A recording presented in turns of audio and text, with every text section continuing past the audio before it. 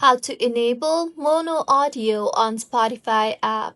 Hello everyone, I am Vishaka and welcome to our channel. Now let's get right into the tutorial.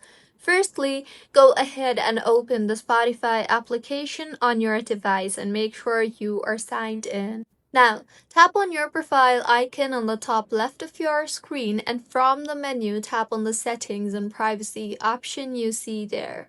Further, go ahead and tap on the playback option you see there, and in the interface that you will be led to, scroll through and you will see the option for mono audio.